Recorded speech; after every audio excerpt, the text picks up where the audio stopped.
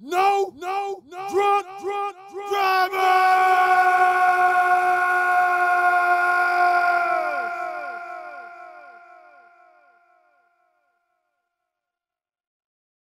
No drunk drivers. Savages breach the U.S. Capitol. Let's talk about it. I've been hearing all these talks about what they would have done differently if it was other groups, other ethnicities, and things of that nature. Right? And I keep hearing that. Okay, we understand that. My question is, what else is going to take for you to accept reality? I say that because if you study any type of timeline of events, or you can study history, sometimes history is biased, but that's neither here nor there.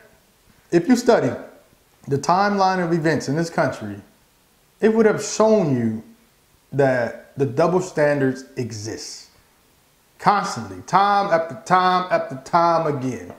Go back 5 years, 10 years, 20 years, 30 years, 40 years, 50 years, 60 years to present. It's still going to come up with the same result. So at a certain point, you have to be honest with yourself and just accept reality. Yo, it is what it is. It is what it is. Let me break it down to you in real life terminology. If you have a friend or a coworker or associate and they steal it from you, now you have stuff that come up missing, all right, you're looking around, man, I know I put this thing right here and now it's gone. Who else been in this room? So now you start doing your process of elimination. And then you narrow it down to one individual. So you replace it or whatever, you put something else of value. Hey man, I want to see if this person really steal it. And you set them up and then they steal again. Every time this person come around, things come up missing. So reality is showing you that, yo, this person's a thief. They steal it from me, I can't trust them. So in real life, what do? You either separate yourself from them or you put in some type of protection measurement to protect yourself. Who wants their stuff stolen? This is no different. You see what it is, right? You see what it is. You don't go to the thief and try to explain to them how wrong it is. They already know. Those thieves already know. So at a certain point, you have to accept the fact, accept reality, and treat it as such. Which is why community is more important than ever. More important than ever. But we're going to get to that later on in the other talking points. Now, I was saying something about history, and here's the importance of it. History is doomed to repeat itself. History typically does. You study any type of timeline of events, statistical analysis, they use this in companies, sports stats, or whatever. You're doing that to try to predict a trend. If they did it in the past, chances are they're going to do it in the present, or they're going to do it in the future. So what I'm saying is, you don't even have to look too far down. Remember there was this thing called the Civil War? It happened on this soil, in this country. Why? Because the people in power, mostly Caucasian men, if not all Caucasian men, especially back then, they didn't get along. You had one group fighting for the Constitution, other group was more like, yo, I don't care about all that. I want my bread to keep coming in, so I want to keep this thing going. And it got to the point to where blood was shed. That's not funny, but yeah, it got to the point where there was bloodshed. And then you have the other group, people who look like me, were forced into human trafficking. Yeah, I say human trafficking. You all know it is slavery. That's the way they want to teach it. Because if you have a slave, you're going to have a slave master. And I'll be damned if I'm addressing anybody as no damn slave master. You ain't master shit.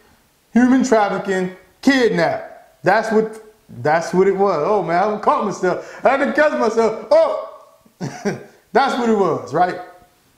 So you have the people of African descent, like, yo, I'm tired of all this human trafficking, working for nothing. This got to change. And what they did was made allies with a group. I hate to say it like this, pretty much the lesser of two evils. Do not think for a second that that group, whatever you wanted to label them or whatever they were, was doing all they did to end human trafficking. See, that was just all part of the gumbo pot. Their main thing was always been, hey, yo, we're going to protect the Constitution and all these other things. Your little, I guess, little meat you had, or the little ingredients that was added, that was more like an add-on, right? And the reason I say that, because even after the Civil War, all they did was change it up. It evolved, so it was no longer just savagery, human trafficking. They kind of switched it to now into the incarceration game. See, when you're incarcerated, you get your rights taken away. So if you have no rights, they can pretty much treat you how they want to treat you. You get free labor, etc., etc. Just like back then, nothing wasn't right. Or if they did it, it had what's the word I'm looking for? Deceptive writing, I guess. Same thing as today. You have people of African descent, and you have the two Caucasian groups fighting for power. One group wanted this one way, other group wanted the other way. Notice they never put anything direct language to address the needs of people of African descent or other groups. I can only speak for us. I'm being dead ass when I say this, because this is what I live, this is what I know. I'm only going to speak about what I know, right? Say no shots to no other groups. I'm only speaking what I know, this is what I live. So with police brutality, that seems to be the main talking point of people who look like me. But I have yet to hear anything that's been addressed directly by the people who write the laws to say, hey, Caucasian cops, stop killing the black folk, or this is going to happen. So what makes you think anything is going to change? See, they did all that to get your vote, all right? You got your vote, got who you wanted in office. They even gave you some little gifts, some little trinkets. Oh yeah, we're finna get a woman in there. Oh yeah, she's a woman of color. She's a woman of color. I ain't taking no shots at nobody. I'm just stating the facts, right? At the end of the day, what's going to be the end result? We shall see, but history has shown you that it really doesn't change anything. We had a man of color in office, and still police brutality existed. Blatant police brutality existed. And it still does. But that's neither here nor there. I ain't taking no shots. I'm just telling you what it is. Don't get mad at me. I'm not the one manipulating the results. I'm not the one in charge. I'm only saying what it is. And some people may say, oh, what you doing? What you doing for change? Why are you speaking about it? Did you do this? Did you do that? Did you do this? Yeah, I contributed. They take my damn taxes every paycheck just like they take yours. Give me my taxes back if you don't want to hear it. You don't want to hear my mouth, me running my mouth then. How about that? They're not going to do that though. That's a whole different subject matter. Let's get on to the next point. Implementation of these drug laws. It had damaging effects. It weakened the family household. It took parents out of households for an extended amount of time. You had kids not being raised properly, right? And because of that, our community has been weakened by that.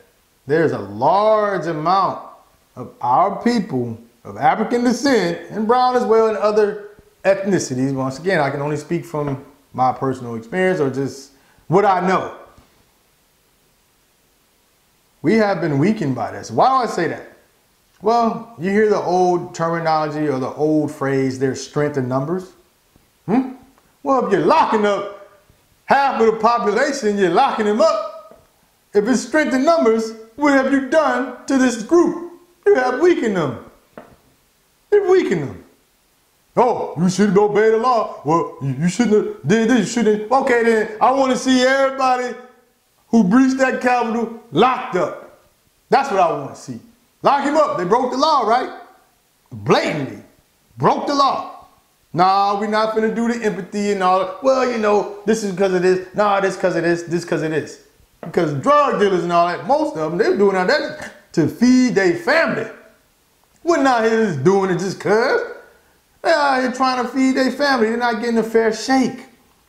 What do you mean by a fair shake? A lot of people, man, it's not enough jobs for everybody. Let's be real. It's just not. If you look at the numbers and break it down, I don't even know if it's possible to employ everybody that's walking this earth, right? But that's not the reason why, you know, some of the isms, the classism, and all the other stuff.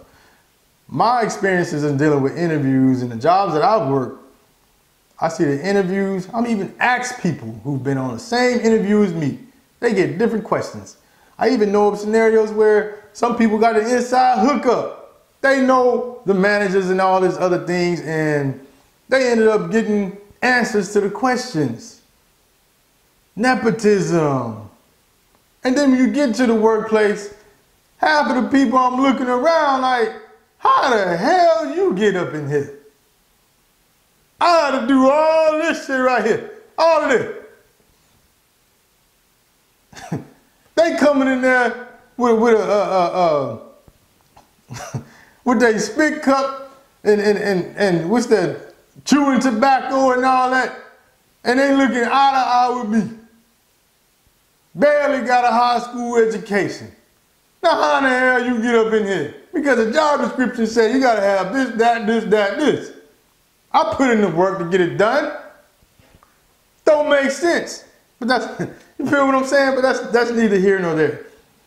What I'm saying is when you lock people up unjustly, and the reason I bring that up because now a lot of people were locked up, let's say due to cannabis, weed, right? So now they want to legalize it. Oh, so it's all good now that you want to start selling it. Oh, well, you know, it ain't that bad. They got all these health properties and all this other stuff. Well, that stuff been that way. So now you want to legalize it. It's good now that you're doing it. But when we over here doing it, we criminals. Locked up. Unjustly. Now, if they really about changing and really doing what's right, go review them cases. Hey, man, this is non-violent criminal right here. Hey, they were selling, boom, boom. Shorten them sentences or release them. It's legal. You've quote unquote found the error in your ways, right? You want to do what's right, right?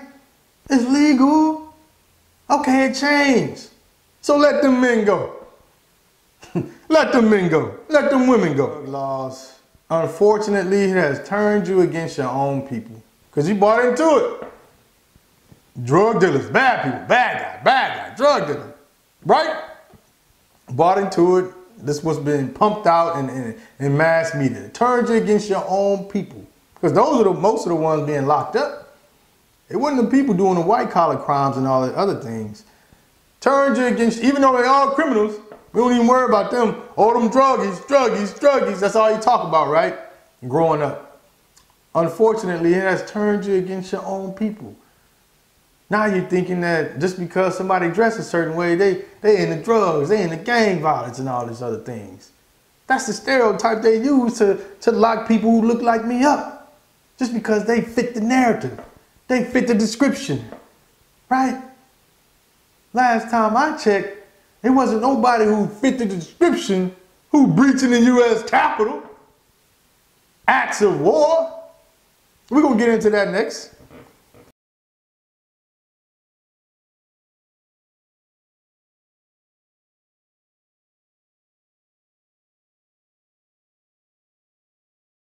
Who is the real bad guy? Remember I was talking about drug dealers, gangsters, and all that other stuff? Who is the real bad guy? I seen savages acting a damn fool, busting open the U.S. Capitol doors, walked in there taking pictures, hanging from the ceiling, doing all that craziness, all of that rah-rah. That's gangster stuff. With no fear of any type of punishment, no fear of the law enforcement, or none whatsoever. Angry mob, savagery, beasts, right? But what I've noticed, let's break it down. How were they able to do that? This was calculated. You telling me everybody got together at the same time, the same date, and went to the exact same building by coincidence? That seems to be calculated, premeditated. Premeditated. And they went in there to cause ruckus, chaos, terror, and so forth, right?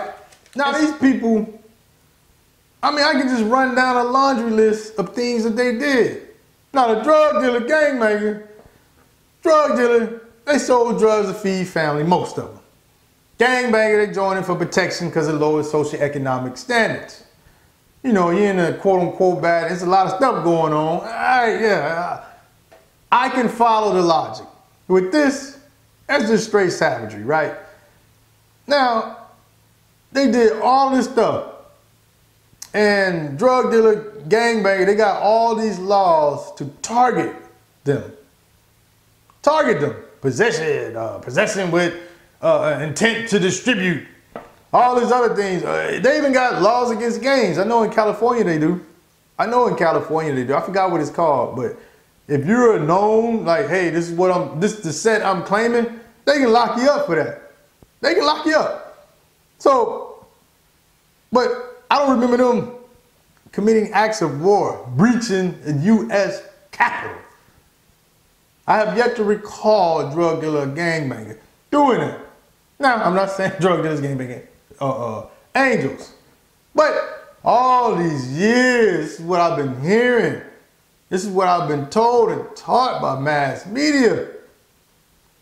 Yet, those people pose more of a threat, if you ask me, than the drugs and the gangbangers. If I had a choice, who you gonna side with? I see that group, or I see drug dealers and gangbangers who look like me. I'm gonna be over there with the drug dealers and gangbangers. Degree in hand, don't matter.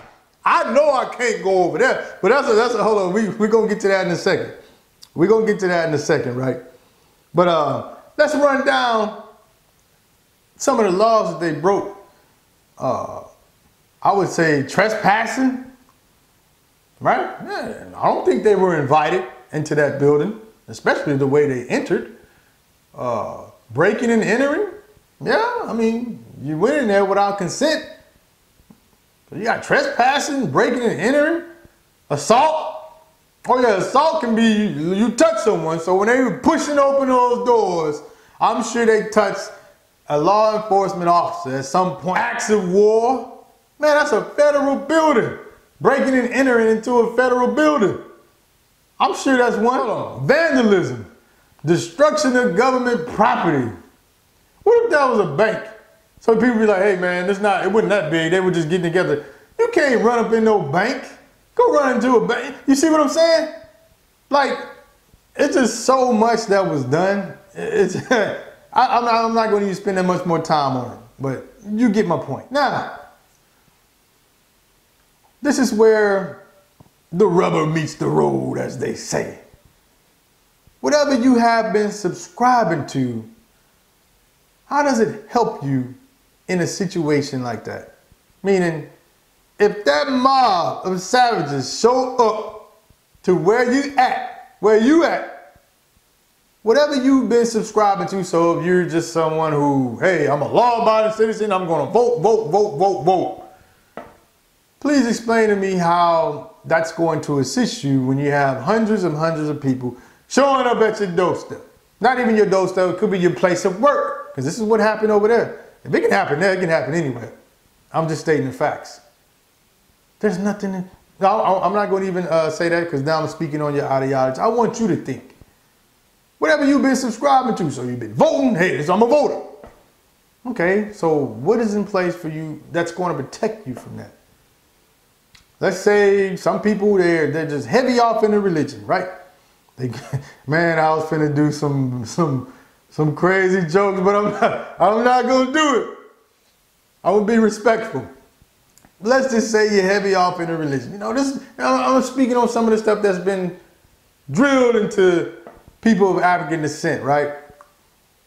You heavy off in a religion. So what you gonna do now? You gonna hide into the church house when that angry mob show up? Something you wanna ask yourself. What about the coons? Oh yeah. One of my favorite topics. I know I haven't talked too much about the coons. I ain't talked too much about the coons yet. But yeah, them coons out there, right? What you gonna do? Right? You think that mob gonna accept you? Mr. and Mrs. Coon? Huh? You think that mob is going to accept your black ass? Oh yeah, I know. I'm sorry. I said I wasn't gonna cuss. I know. I'm sorry. I digress. I'm sorry. I apologize. But you really think that group of savages is going to accept you? You've been cooning all this time now. Don't tell me you've been subscribing to something and you're not getting no results, favorable results in return. Oh, no, don't tell me that. Please don't tell me that now.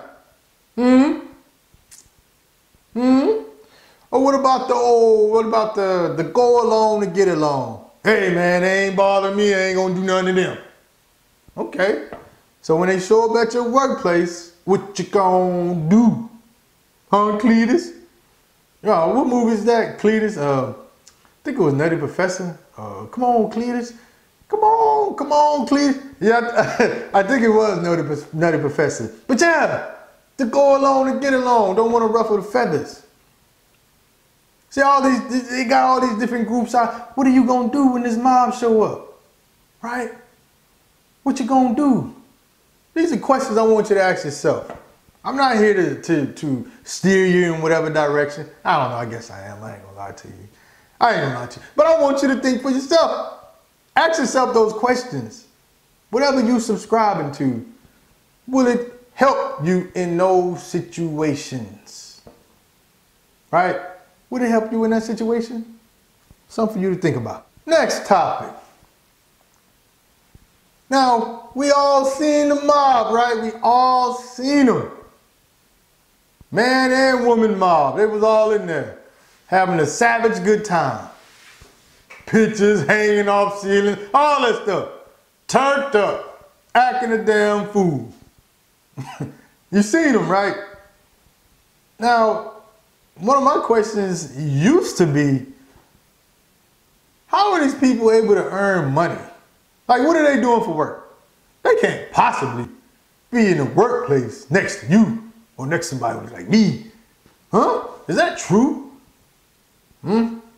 Is that true? Where are they getting money at? How are they able to do these things and still able to function in normal society? Well, I'm gonna give you a real life example. Real life example, because it happened to me. I witnessed it. And that was my answer. I learned that back in 2015. 2015. I got a new job. Yeah, got a new job. Yeah, got a new job. Back then, 2015. Got a new job after I quit my previous job. Yeah, I quit. I didn't even have a plan in place. I told people I'm going to bet on myself. Some people know I ain't lying. There's a lot of people who know me. I ain't lying. They know it. They know the story. People was telling me, oh, you making a mistake. What you doing? I told them, yeah, I'm betting on myself. Oh, man, you should have seen them frown up. But then they had people rooting for me. I know who you are. Salute. They was rooting for me. Oh, go home, go. It was almost like I was escaping the plantation. Ooh, we want to see them go. Run, boy, run. Run, boy, run. Run, boy, run. Oh, yeah, I'm going to run. I should do another video on what type of human trafficker victim of human trafficking, i.e. kidnapping, i.e. slavery, but I don't use slavery. What would you have been? Because you can do the same. People be like, yeah, they full of that rah-rah stuff. You can do it now. If you want to speak out, you can speak out now. You want to denounce it, you can denounce it now. Or you're going to be one of the other ones to go alone and get along and coons, etc., etc. But I digress. Let me stick to the story. So when I found out, like, how do they earn money, right? 2015. Got this new job, man. I'm happy. Yeah. Finna turn up, finna start getting this bread. And I think I was there about 2 months. This is 2015. We had a mandatory meeting, and it was a big old facility, huge facility. Never even knew something like this existed. So I had this huge auditorium. All the workers went there. And these were just the workers on day shifts, right? All the workers showed up, big old facility. And I'm looking around, and I'm like, man, I knew it. I don't see too many people who look like me up in this joker. But I'm used to that at this point. I'm used to it. I'm used to it. So we get up in there, they sit us down, and they have a guest speaker. The guest speaker is a senator. I forgot the name, but I'm sure if I did more research, I can figure out the name. But I forgot the name. There was a senator guest speaker. And the boss of the entire corporation that I work for, or in that area, that boss man was designated to run that whole facility, right? So there's a top dog. So the top dog introduces said guest speaker. When they get in there, this is political. Remember, the senator. I guess guy was running for office. He gets in there and start talking. Yappity yap yap. You know, I'm really not into all that, so I'm just sitting around like, man, when they gonna start serving the food and drinks? I want some snacks. You know, your boy always got to eat. Boy like to eat, man. But so I'm waiting on that. I'm joking with my partner. And then the speaker goes, I want to make this country great again. I want to bring it back to the 1920s when we were thriving. Make this country great again. Now, everybody, when I say that now, it's common knowledge, right? Back then, that was my first time hearing that. Maybe it's because of my ignorance. Maybe that term has been around. I don't know, because I wasn't into news and all this thing. I'm really not right now. But that was my first time. Remember, this is 2015. I don't even think Donald Trump was even mentioned or anything like that. Nothing. First time hearing that phrase. And he said it was like, he explained what that meant, like bringing it back to the 20s. So, or I think he said 1800s, I don't know, something like that. So I turned to the left. I said, man, you know, I whispered under my breath because my partner there. I said, yo, you hear this mother? And he was like, man, hey, calm down, calm down. He used to call me Lil Malcolm X. Little do y'all know, truth be told, the people who really know me, oh, I've been on this for a while. Oh yeah, I know how to be deceptive. I hate to say it, but that's how you survive in this environment. That's a whole nother story. So he's like, yeah, I heard it. I say, no, man, you see what I'm talking about? I knew this guy. You know, and I'm just going out, I'm speaking under my breath. And so the guy just kept rambling on. And my partner, you know, a big dude, he played college ball, all that stuff, right? And you could tell he was disturbed.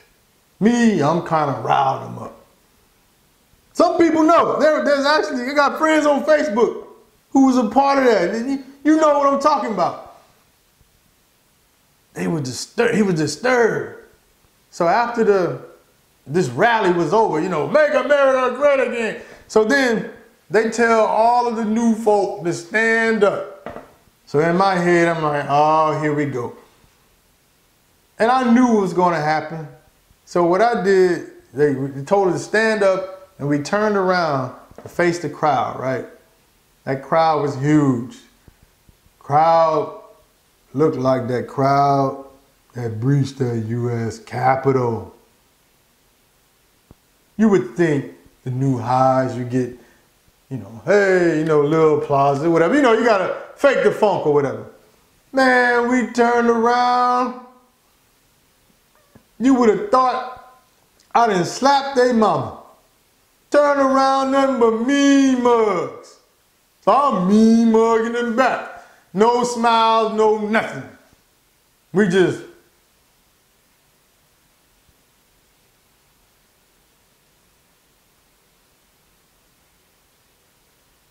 And they all looking at me like I done did something wrong. What you over here, boy? I know that's what they were thinking in their head. I know. You can just tell by their expression.